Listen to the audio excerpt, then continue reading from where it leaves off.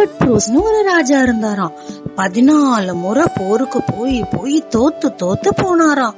ஒரு குகையில இருந்து கவலையோட நான் ஜெயிக்க வாய்ப்பே இல்லையான்னு யோசிச்சாராம்.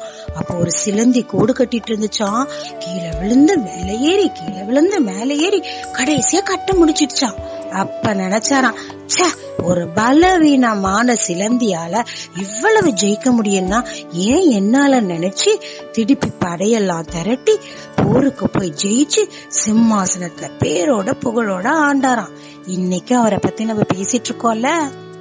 இன்றைக்கான உங்கள் வசனம் செபனியா 3:19.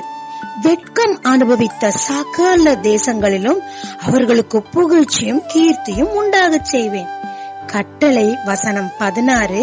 உங்கள் கைகளை தளர விடாதே.